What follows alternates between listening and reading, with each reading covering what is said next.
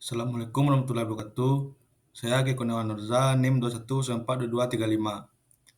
Baiklah, saya akan mempresentasikan tentang studi kasus advokasi kebijakan. Yang pertama, yaitu kasus tentang pelanggaran terhadap kebijakan kemasan polos produk rokok oleh Australia. Latar belakang. Kebijakan kemasan rokok polos yang diterapkan oleh pemerintah Australia. Kebijakan ini bertujuan untuk membatasi penjualan rokok di negara tersebut dengan mengharuskan produsen merokok menggunakan kemasan polos, tanpa merek atau logo yang menarik. Indonesia sebagai salah satu produsen tembakau terbesar di dunia merasa terancam dengan kebijakan ini karena dapat mengurangi peluang ekspor untuk industri rokoknya. Indonesia bersama beberapa negara lain mengajukan gugatan ke WTO terkait kebijakan kemasan rokok polos Australia. Namun gugatan tersebut ditolak oleh panel WTO. Panel WTO menyatakan bahwa kebijakan kemasan rokok polos Australia tidak melanggar perjanjian perdagangan internasional dan tujuannya adalah untuk meningkatkan kesehatan masyarakat dengan mengurangi penggunaan rokok produk tembakau. Meskipun demikian, Indonesia merasa kebijakan tersebut melanggar perjanjian internasional terkait hak kekayaan intelektual dan perdagangan, serta merangsang perdagangan produk palsu dan ilegal. Selanjutnya, metode penelitian. Metode penelitian. Penelitian ini menggunakan metode yuridis normatif yang dilakukan dengan cara mempelajari dan mengkaji bahan-bahan pustaka yang terkait dengan permasalahan. Data dikumpulkan melalui studi dokumen bahan hukum primer, sekunder, dan tersier yang dianalisis dengan menggunakan metode kualitatif. Selanjutnya, hasil dari penelitian.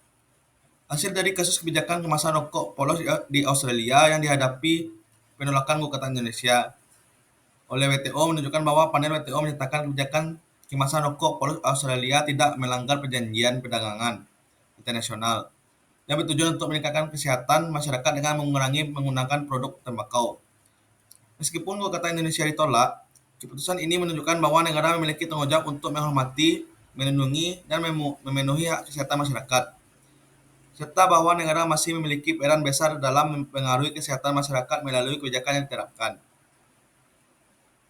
Tindakan pengemasan polos bukan halangan untuk pendaftaran merek dagang berdasarkan sifat produk berdasarkan TRIPS pasal 15 ayat 4. Karena kewajiban berdasarkan TRIPS pasal 15 ayat 4 tidak mengatur penggunaan merek dagang baik sebelum atau setelah pendaftaran.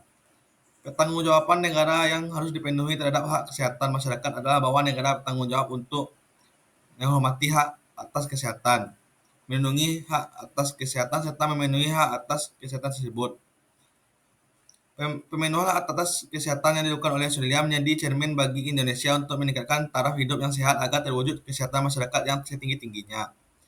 Hasil putusan dapat dinilai sebagai acuan baru bahwa negara masih memegang andil besar terhadap kesehatan masyarakat itu sendiri.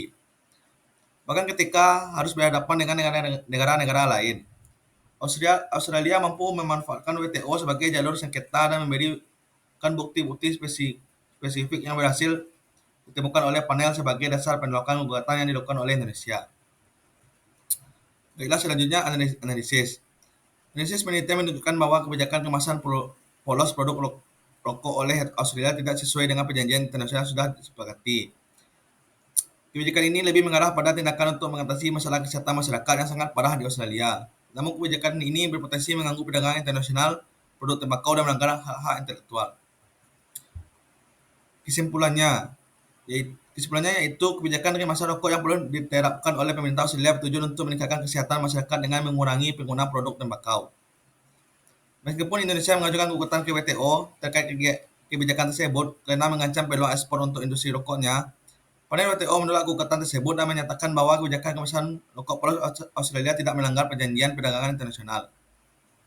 Hal ini menunjukkan pentingnya negara dalam melindungi hak-hak kesehatan masyarakat serta bahwa kebijakan kesehatan publik dapat menjadi pertimbangan yang kuat dalam keputusan hukum internasional.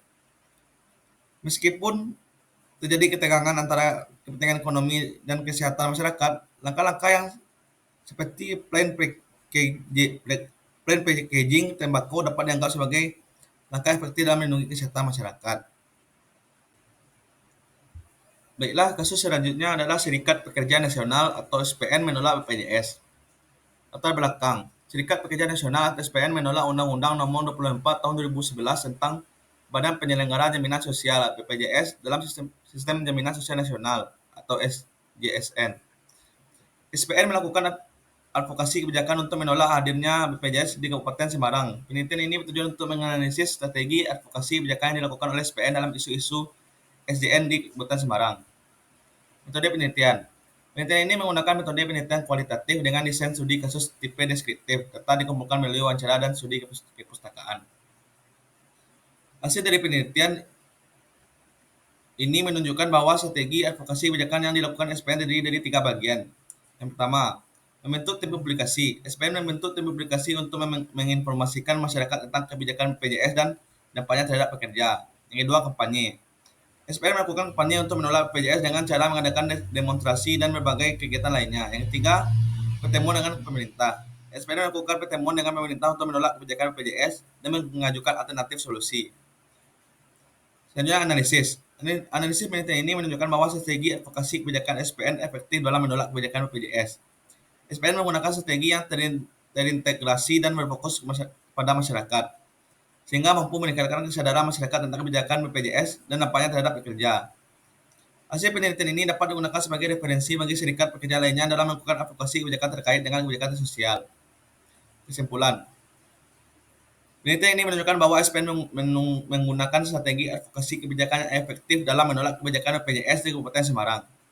Strategi ini terdiri dari 3 bagian, yaitu membentuk tim publikasi, kampanye, dan pertemuan dengan pemerintah. Hasil penelitian ini dapat digunakan sebagai referensi bagi serikat pekerja lainnya dalam melakukan advokasi kebijakan terkait dengan kebijakan sosial. Selanjutnya, kasus tentang advokasi kebijakan perlindungan lingkungan hidup di Indonesia. Latar belakang, pemerintah Indonesia menghadapi tekanan dari masyarakat dan organisasi lingkungan hidup untuk mengambil langkah-langkah lebih lanjut dalam melindungi lingkungan hidup. Pemerintah telah mengeluarkan kebijakan seperti Undang-Undang Nomor 32 Tahun 2009 tentang Pengelolaan Lingkungan Hidup, namun masih terdapat kekurangan dan ketidakpastian dalam pelaksanaannya. Metode penelitian. Penelitian ini menggunakan metode penelitian kualitatif dengan desain studi kasus. Data dikumpulkan melalui wawancara dengan pihak terkait, seperti pemerintah, organisasi lingkungan hidup, dan masyarakat. Hasil penelitian menunjukkan bahwa masyarakat dan organisasi lingkungan hidup telah melakukan advokasi kebijakan untuk meningkatkan perlindungan lingkungan hidup di Indonesia. Strategi yang digunakan meliputi, yang pertama, membentuk tim publikasi untuk menginformasikan masyarakat tentang pentingnya perlindungan lingkungan hidup. Yang kedua, kampanye. Melakukan kampanye untuk meningkatkan kesadaran masyarakat tentang pentingnya perlindungan lingkungan hidup. Yang ketiga, pertemuan dengan pemerintah. Melakukan pertemuan dengan pemerintah untuk menolak kebijakan yang tidak sesuai dengan pentingnya lingkungan hidup. Selanjutnya, hasil penelitian. Hasil penelitian menunjukkan bahwa masyarakat dan organisasi lingkungan hidup telah melakukan advokasi kebijakan untuk meningkatkan perlindungan lingkungan hidup di Indonesia. Strategi yang digunakan meliputi membentuk tim publikasi, kampanye, dan pertemuan dengan pemerintah. Selanjutnya, analisis penelitian. Analisis penelitian menunjukkan bahwa advokasi kebijakan yang dilakukan masyarakat dan organisasi lingkungan hidup efektif dalam meningkatkan perlindungan lingkungan hidup di Indonesia. Strategi yang digunakan terintegrasi dan berfokus pada masyarakat, sehingga mampu meningkatkan kesadaran masyarakat tentang pentingnya perlindungan lingkungan hidup. Kesimpulan, penelitian ini menunjukkan bahwa advokasi kebijakan yang dilakukan oleh masyarakat dan organisasi lingkungan hidup efektif dalam meningkatkan perlindungan lingkungan hidup di Indonesia. Strategi yang digunakan terintegrasi dan berfokus pada masyarakat, sehingga mampu meningkatkan kesadaran masyarakat tentang pentingnya perlindungan lingkungan hidup.